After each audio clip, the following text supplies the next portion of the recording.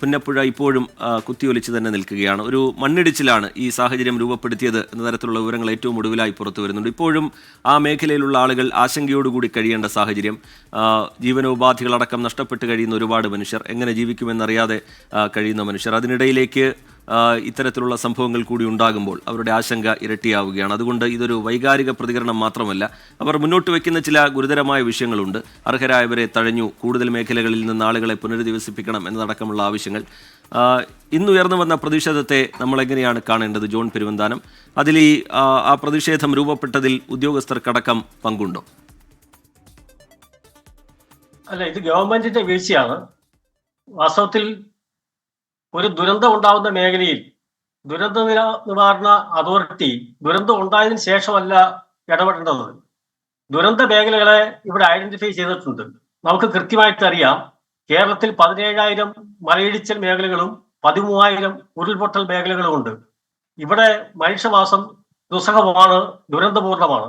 അതുകൊണ്ട് തന്നെ അത്തരം മേഖലകളെ കണ്ടെത്തി അതിൽ ഏറ്റവും പ്രധാനപ്പെട്ട ഡേഞ്ചർ സോണുകൾ ഐഡന്റിഫൈ ചെയ്തിട്ട് ആ മേഖലയിലുള്ള ആളുകളുടെ ജീവിതവും അവരുടെ ജീവനവും സുരക്ഷിതമാക്കുന്നതിന് വേണ്ടിയിട്ടുള്ള സംവിധാനം കാലവർഷത്തിന് മുമ്പേ തന്നെ സർക്കാർ ചെയ്യേണ്ടതാണ്.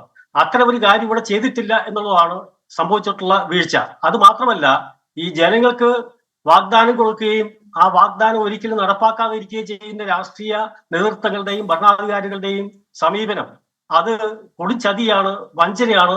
ഇത്തരം ദുരന്ത മേഖലയിൽ കഴിയുന്ന ആളിനോട് അത്തരം ചതി ചെയ്യാൻ പാടില്ല. കാരണം ഇത് ജീവിതത്തിന്റെ പ്രശ്നമാണ്, ജീവന്റെ പ്രശ്നമാണ്. അതുകൊണ്ട് തന്നെ ഈ ചെയ്തിരിക്കുന്നത് കൊടുംചതി തന്നെയാണ്. ഈ ദുരന്തം ഉണ്ടായ കാലത്ത് തന്നെ ആ മലയിടിച്ചിൽ മേഖലയിൽ നിന്നും തീർച്ചയായിട്ടും ആളുകൾക്ക് ഒരു സുരക്ഷിതത്വം കൊടുക്കുന്നതിന് ആവശ്യമായ സംവിധാനം കൊടുക്കണമായിരുന്നു, അവരെ മാറ്റിപ്പാർപ്പിക്കണമായിരുന്നു, അവർക്ക് തൊഴിൽ സുരക്ഷിതത്വം കൊടുക്കണമായിരുന്നു. അത്തരം കാര്യങ്ങളൊന്നും ഇത് ഇവിടെ ഇപ്പോഴും ചെയ്തിട്ടില്ല. അതുപോലെ തന്നെ ഈ ദുരന്തത്തിന്റെ കാരണങ്ങളെ സംബന്ധിച്ചിട്ടുള്ള ശാസ്ത്രീയമായിട്ടുള്ള പഠനം ഇപ്പോഴും നടത്തിയിട്ടില്ല എന്നുള്ളതാണ് യാഥാർത്ഥ്യം. അത്തരം ശാസ്ത്രീയ പഠനം നടത്തിയാൽ മാത്രമേ ഈ പ്രശ്നത്തിന് പരിഹാരം ഉണ്ടാക്കാൻ പറ്റുള്ളൂ. ഇത് ദീർഘകാലം നിലനിൽക്കുന്ന പ്രശ്നമാണ്.